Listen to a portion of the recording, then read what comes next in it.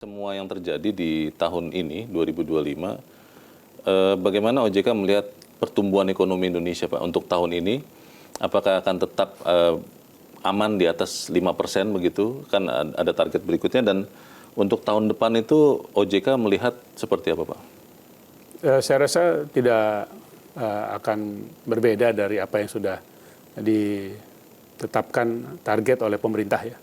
Baik tahun ini maupun tahun depan. Tahun ini mendekati 5,05, 5,1. Tahun depan ya kita berharap kalau ada penguatan kepada tingkat permintaan tadi, termasuk dari pemerintah, apa yang ditargetkan oleh pemerintah mencapai 5,4 dapat dicapai. Nah, ini menjadi sangat penting karena kondisi dunia tahun depan agak berbeda dengan tahun-tahun biasanya. Menjelang akhir tahun ada rasa optimisme biasanya ya, di seluruh dunia untuk melihat tahun depannya karena harapan baru memasuki tahun baru dan seterusnya. Nah, tetapi kalau kita melihat perakiraan-perakiraan terhadap pertumbuhan ekonomi global yang terjadi dari 1-2 minggu terakhir ini untuk melihat 2026, yang terjadi adalah sebaliknya.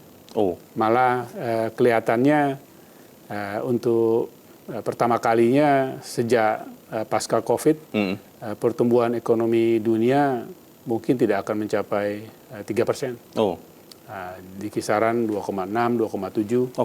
Nah, ini rendah. Dan juga kalau kita lihat dari target ataupun perakiraan terhadap ekonomi utama dunia, Amerika Serikat, RRT, apalagi Uni Eropa, itu barangkali juga memasuki tingkat yang terendah sejak pasca COVID.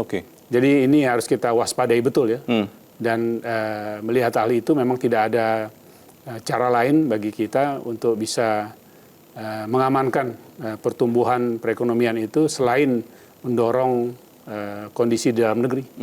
Ini yang saya rasa kita semua perlu dukung. Dan tentu kami di OJK juga memahami persoalan itu dan menyiapkan berbagai kebijakan untuk bisa meresponnya dengan tepat, mendorong prioritas pertumbuhan perekonomian dari dalam negeri. Melihat situasi yang menantang ini, yang Anda baru saja katakan, Pak Mahendra, apa yang akan menjadi prioritas OJK tahun 2026, tahun depan?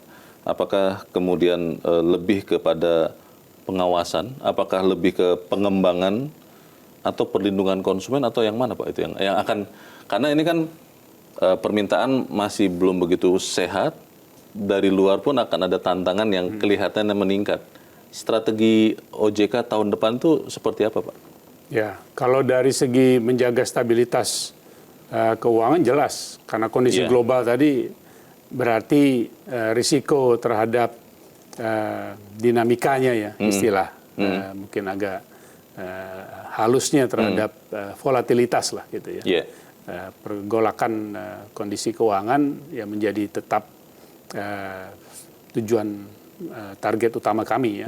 Karena apapun kondisinya ya kestabilitasan dari kondisi keuangan akan menentukan banyak hal, termasuk stabilitas ekonomi maupun juga non ekonomi di dalam negeri kita. Nah, dalam hal itu menjadi tentu target utama. Tapi di lain sisi kami juga pahami tadi bahwa kalau tidak didorong pertumbuhan perekonomian di dalam negeri, maka pertumbuhan ekonomi nasional kita akan berat. Nah, dalam hal ini tentu kami juga terus mendorong peningkatan dari fungsi intermediasi, pemberian kredit, pemberian pembiayaan, pemberian fasilitas keuangan kepada semua para pelaku ekonomi ya. Ini yang memang harus terus dipantau dan dilihat sebagai satu kesempatan untuk kita mendorong perekonomian. Nah, contoh, di satu sisi belakangan ini kita melihat permintaan untuk kredit atau pembiayaan investasi dalam bentuk CAPEX ya, modal investasi, itu tetap tinggi. di kisaran 13% gitu ya. Oke. Nah, tetapi yang menjadi perhatian justru permintaan terhadap kredit untuk modal kerja itu tidak tinggi. Malah ada di kisaran hanya 2%, 3%. Oke. Nah, ini hal yang tentu perlu kita dalami lebih lanjut. Mengapa pada saat kondisi perekonomian membutuhkan pembiayaan untuk investasi, dan juga di hal lain kita perhatikan optimisme di sektor manufaktur yang sering dipakai angkanya adalah PMI. Manager Index, itu tinggi, di atas 150-an. Nah, tapi di lain sisi justru modal kerjanya rendah. Nah, ini ada hal-hal yang tentu harus terus diperbaiki dalam kondisi iklim usaha, iklim investasi. Nah, itu tentu kami berharap pemerintah bisa juga fokus kepada perbaikan di sana, karena pada gilirannya ini yang akan menstimulir bagian permintaan kembali tadi ya. Confidence dan keyakinan terhadap iklim investasi akan mendorong permintaan terhadap pembiayaan dan peningkatan usaha. Lalu kalau soal pelindungan konsumen, masyarakat, itu selalu menjadi prioritas, terutama juga dengan perkembangan dari penggunaan keuangan digital ya.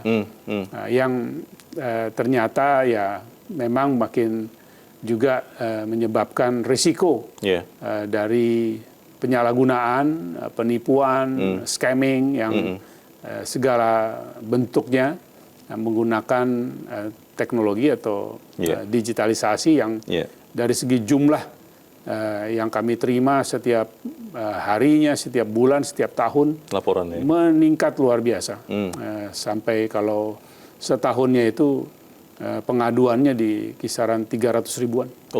Ya, dan dari segi yang penipuan, dari segi pemalsuan dan lain-lain itu di puluhan ribu ya. Jadi ini tentu perhatian kami juga. Nah, belum lagi yang sisi lain apa yang disebut dengan scam ataupun manipulasi terhadap kondisi-kondisi rekening seseorang ataupun penggunaan yang tidak tepat, dan ini juga makin banyak ya. Ini juga menjadi keprihatinan kami ya, karena dengan begitu tentu kita harus terus meningkatkan untuk kemampuan mengatasi hal ini, tentu bekerja sama dengan seluruh industri, karena keuangan ataupun sektor keuangan ini kan basisnya kepercayaan. Betul.